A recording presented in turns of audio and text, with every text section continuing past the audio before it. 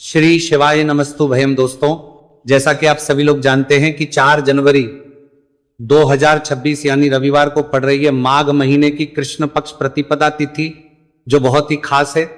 और दोस्तों, ये वो तिथि है जो कि माघ महीने में रविवार को पड़ रही है। दोस्तों, इसी दिन किया जाने वाला पंडित जी द्वारा बताया गया एक लाल फूल और एक सफेद फूल वाले उपाय आप लोगों को जरूर करना चाहिए, क्योंकि दोस्तों ये एक ऐसा उपाय है जो कि हर दिन नहीं किया जाता। माघ महीने में जो रविवार की प्रतिपदा तिथि आती है उसी दिन किया जाता है।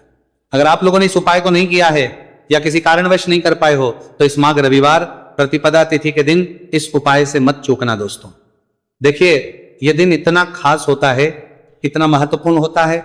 देखा गया है कभी कभी बड़े बड़े पूजा पाठ अनुष्ठान से जो मनोकामना पूर्ण नहीं होती है, वह माघ रविवार के दिन एक छोटे से करने से ही आपकी मनोकामना पूर्ण हो जाती है। और बहुत सारे लोगों ने इस उपाय को किया भी है और उनको इस उपाय को करने का फल भी जरूर मिला है। अगर आप लोग भी इस उपाय को इस रविवार के दिन करना चाहते हैं तो आप इस उपाय को पहले अच्छे से समझ लेना, सुन लेना, उसके बाद करना। आपको इस उपाय का फल जरूर मिलेगा, आपकी सभी मनोकामनाएं पूरी हो जाएंगी। दोस्तों, हम आपको यहां पर बता दें कि ये जो एक लाल फूल और एक सफेद फूल वाले उपाय है, ये उपाय पंडित जी ने अपनी अभी की सीहोर की कथा में ही बताया है। उपाय को करने से आपके घर में चाहे किसी भी प्रकार की दुहक और समस्या क्यों ना चल रही हो, आपको उसका कारण भी नहीं पता है कि भाई ये समस्या किस कारण से चल रही है। उसका कुछ भी कारण हो सकता है, जैसे पितृदोष हो सकता है, कालसर्प दोष हो सकता है, या किसी भी तरह का मंगल दोष भी हो सकता है, और भी बहुत तरह के दोष होते हैं, कुछ भी हो सकता है। पर आपको इस उपाय को करने के लिए अपने दोष को पता लगाने की भी जरूरत है। आपके घर में किस कारण से इतनी दुख और परेशानी आ रही है वो भी आपको पता लगाने की जरूरत नहीं है। बस रविवार को प्रतिपदा तिथि के दिन इस उपाय को कर लेना है, क्योंकि इसी एकमात्र उपाय को करने से आपके पूरे घर परिवार में सुख और शांति हो जाएगी। आपके घर में अच्छे अच्छे काम होने लगेंगे। आपकी जो भी मनोकामना होगी वो भी धीरे धीरे करके पूर्ण होना शुरू हो जाएगी। अब हम समझते हैं इस एक लाल फूल और एक सफेद फूल वाले उपाय को आपको करना कैसे है, किसको करना है, किस करना है और कैसे करना है। देखो, उपाय बिल्कुल आसान है, बस समझने वाली बात है।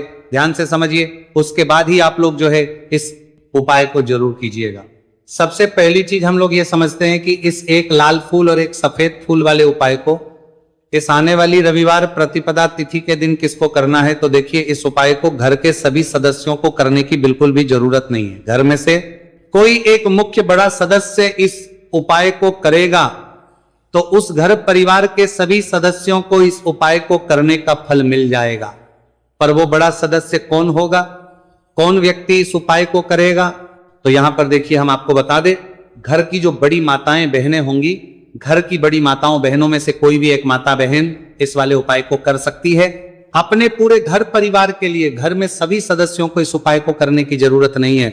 मात्र घर की जो माताएं बहनें हैं उनमें से कोई भी एक माता बहन इस वाले उपाय को करेगी तो उसके घर परिवार के पूरे सदस्यों को इस उपाय का फल मिलेगा।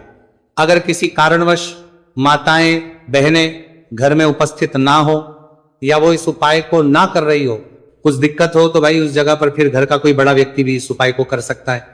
माताओं बहनों के कहने का मतलब यह था कि माताएं बहनें घर की लक्ष्मी होती है। जब घर की लक्ष्मी कोई उपाय करती है तो निश्चित ही भगवान शिव जी जल्दी प्रसन्न होते हैं और उपाय का फल में बहुत जल्दी और बहुत बड़ा करके भी यहां पर देते हैं। तो आप लोग ये बात समझ गए होंगे। अब हम ये बात समझते हैं कि इस वाले उपाय को हमें करना किस समय है। एक लाल फूल और एक सफेद फूल वाले उपाय को हमें प्रतिपदा तिथि के दिन करना की समय है।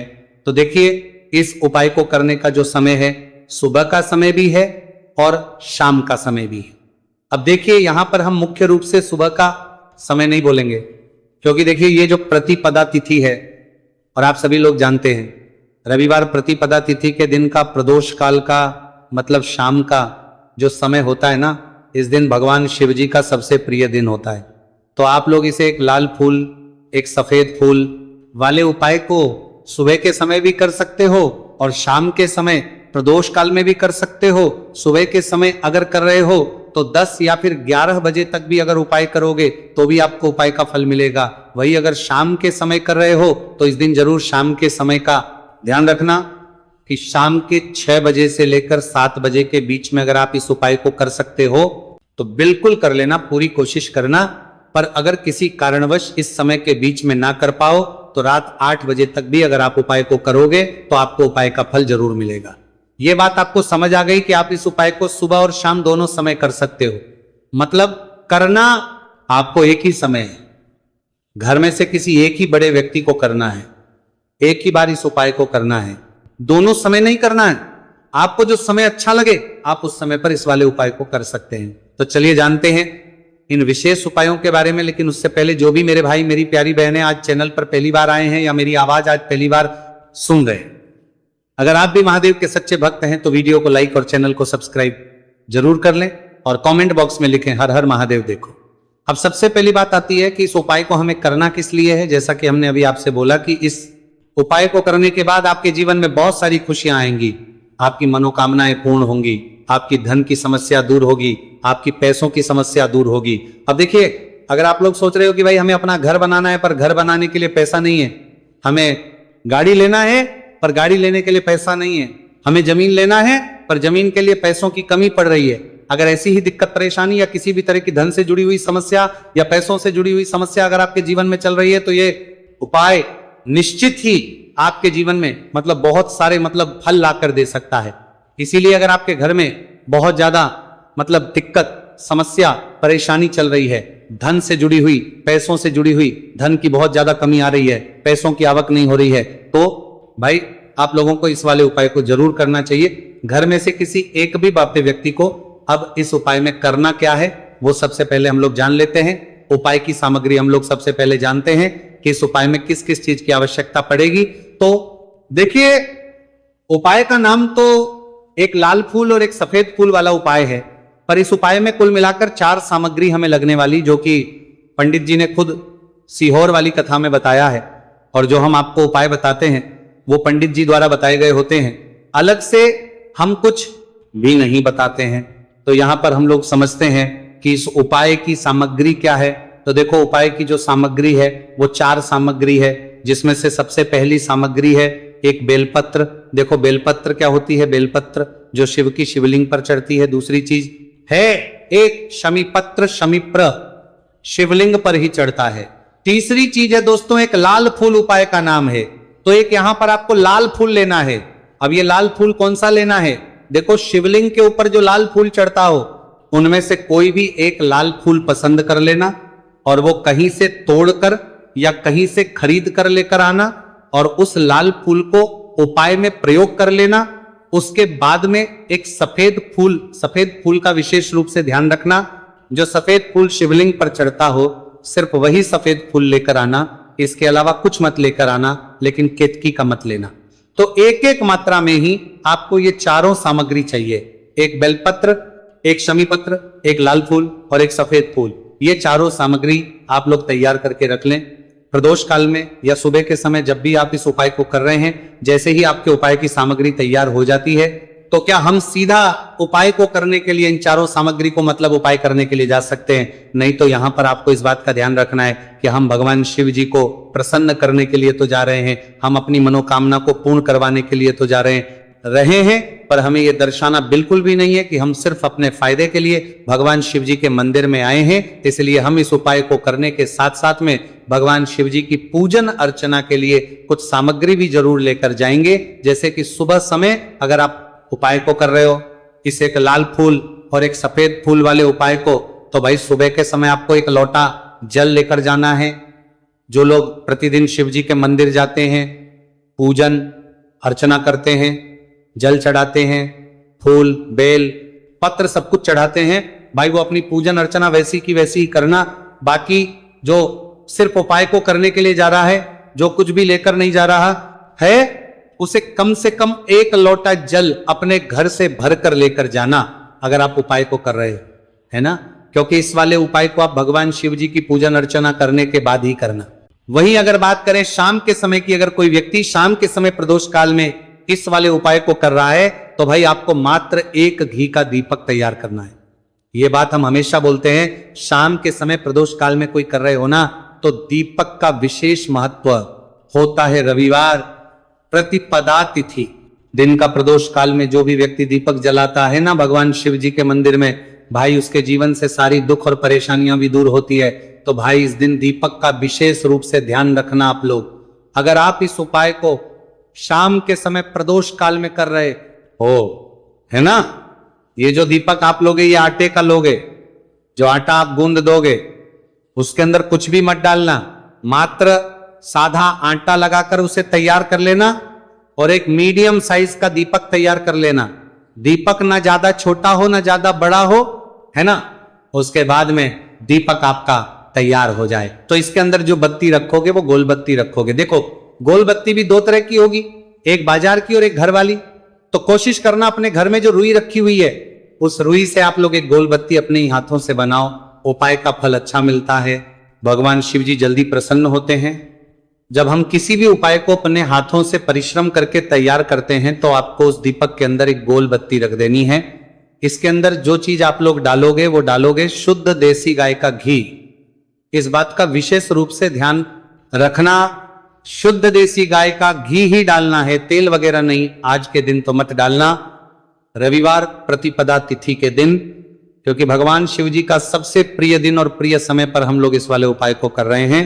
तो थोड़ा सा शुद्ध गाय का घी इतना डालना कि वो दीपक कुछ समय तक चल सके। ना बाजार वाला मिलावटी घी डालना, ना भैंस का घी डालना, शुद्ध देसी गाय का घी। आपको ढूंढने में थोड़ी मतलब मेहनत लगेगी और महंगा भी मिलेगा, पर गाय के घी से भगवान शिव जी प्रसन्न होते हैं और उसी शुद्ध देसी गाय के घी से घर में बरकत भी बनी रहती है और हमारे घर में सुख शांति भी बनी रहती है। इसलिए इस शुद्ध देसी गाय का घी अपने घर में हमेशा रखा करो। वो भगवान शिव जी के कार्यों में भी उपयोग में आता है और उपायों में भी हम लोग प्रयोग कर सकते हैं। तो यहाँ पर आपकी सारी तैयारियां हो चुकी है। उपाय को करते समय शुद्धता का विशेष रूप से ध्यान रखिएगा। सुबह कर रहे हो तो भाई सुबह तो आपको स्नान करना ही करना है, बाकी शाम को कर रहे हो तो शाम को मात्र हाथ मुंह धोकर भी आप लोग इस वाले उपाय को कर सकते हो, कोई दिक्कत वाली बात नहीं है भाई। उपाय की पूरी सामग्री तैयार कर और पूजन सामग्री लेकर आपको भगवान शिव जी के मंदिर पहुंचना है, जो आपके घर के पास में हो, जहां पर शिवलिंग विराजित हो, शिवालय हो, वहां पर आप लोगों को पहुंचना है। और जैसे ही आप भगवान शिव जी के मंदिर में पहुंचते हो वहां जाकर ही उपाय शुरू नहीं करना है, पहले आपको भगवान शिव जी की पूजन अर्चना करना है। पूजन अर्चना कैसे करोगे? सुबह के समय गए हो तो एक लोटा जल वगैरह जो भी पूजन सामग्री लेकर गए हो उससे पहले पूजन सामग्री आप लोग मतलब पूजन भगवान शिव जी की कर लो। जो व्यक्ति सिर्फ एक लोटा जल लेकर गए हैं वो शिव जी के शिवलिंग पर मात्र एक लोटा जल एक धारा से धीरे धीरे करके चढ़ा लो। अपनी पूजन अर्चना आप लोग जो है पूरी कर लो पहले। उसी के बाद अगर आप शाम के समय कर रहे हो तो पहले जाकर बैठना है भगवान शिव जी के शिवलिंग के पास में। आप जो दीपक तैयार करके लेकर आए हो उस दीपक को पहले जलाना है। ये जो दीपक आप लोग जलाओगे ना, ये किसी और की माचिस से मत जला, अपनी ही माचिस अपने ही घर से लेकर आना और इस दीपक को अपने ही माचिस से जलाना। अगर आपने मंदिर की माचिस या किसी और की माचिस ले ली, इस उपाय को करने में इस उपाय का फल उस व्यक्ति को भी बहुत मिल जाएगा।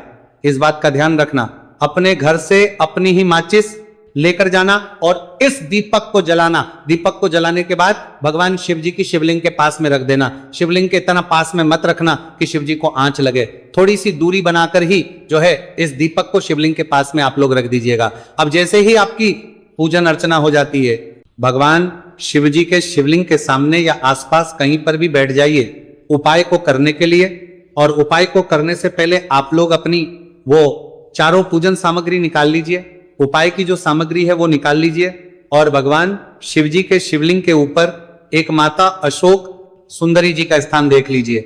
माता सुंदर जी का जो स्थान होता है वो जलाधारी के ऊपर होता है, जलाधारी के बिल्कुल बीचों बीच में होता है। आप लोगों ने देखा भी होगा शिवलिंग की जलाधारी होती है, जलाधारी के बिल्कुल बीचों बीच का जो स्थान होगा वो माता अशोक सुंदर जी का स्थान होगा, क्योंकि यहीं पर हमें ये जो है उपाय को करना है। सबसे पहली चीज जब हम उपाय को करना शुरू करते हैं, आप सबसे पहले अपनी एक बेलपत्र उठा लो। एक बेलपत्र को आपको माता अशोक सुंदरी जी वाले स्थान पर सबसे पहले समर्पित करना है। बेलपत्र की डंडी का मुख होगा जलाधारी की तरफ जहां से जल बहता है और नीचे गिरता है, और बीच वाली बड़ी पत्ती का मुख मतलब शिवलिंग की तरफ होगा। इस तरीके से आपको इस बेलपत्र को माता अशोक सुंदरी जी वाले स्थान पर समर्पित कर देना है उसके बाद में अपनी एक शमी पत्र उठा लो जो आप उपाय के लिए लेकर आए हुए हो। शमी पत्र को उठाकर शमी पत्र की भी जो डंडी का भाग होगा वो जल की तरफ करके, जहां से जल बहता है नीचे गिरता है उस तरफ करके, और पत्ती वाला भाग शिवलिंग की तरफ करके इस शमी पत्र को भी उस बेल पत्र के ऊपर आपको समर्पित कर देना है। समर्पित करने के बाद अब आप ले लो अपना एक लाल फूल जो आप उपाय को करने के लिए लेकर आए हुए हो। इस लाल फूल का जो खिला हुआ भाग होगा, चाहे वो गुलाब का फूल हो, चाहे कोई सा फूल जो शिवलिंग पर चढ़ता हो, भाई उस फूल का जो खिला हुआ भाग होगा वो शिवलिंग की तरफ होगा। बाकी जो पीछे का भाग होगा फूल का वो जलाधारी की तरफ, जहां से जल बहता है नीचे गिरता है उस तरफ होगा। और आखिरी में आपका जो एक सफेद फूल बचा हुआ है, इस सफेद फूल को भी आपको लेना है, और सफेद फूल का जो खिला हुआ भाग होगा वो शिवलिंग की तरफ होगा, जहां पर शिवलिंग रखा हुआ है उस तरफ होगा, और डंडी का भाग जलाधारी के पीछे की तरफ हो जाएगा। मतलब जो जहां से जल बहता है और नीचे गिरता है, जब आप एक बेलपत्र, एक शमी पत्र और एक लाल फूल, एक सफेद फूल चढ़ा रहे हो, तो उस समय आप लोगों को कांता भगवान या कांता चक्र का नाम लेते हुए ही जो है इस उपाय को करना है, और भगवान शिव जी और नारायण जी का स्मरण करते हुए ही इस उपाय को आपको करना है। तो जब भी आप एक बेलपत्र, एक शमी पत्र, एक लाल फूल और एक कमी हो रही है, जो भी दुख और समस्या परेशानी चल रही हो, आपको अपनी वो दुख और जो है भगवान शिव जी से उपाय को पूरा करने के बाद वहीं पर पास में बैठकर बोल देना है, हाथ जोड़ के आंखें बंद करके अपनी परेशानी और श्री शिवाय नमस्तुभयम का जाप करना है। दोस्तों, आज हमने इस वीडियो में कुछ उपाय बताए हैं जो आपको करने हैं। अगर आपको वीडियो अच्छी लगी हो तो वीडियो को 1 लाइक और चैनल को सब्सक्राइब जरूर करें। हर हर महादेव।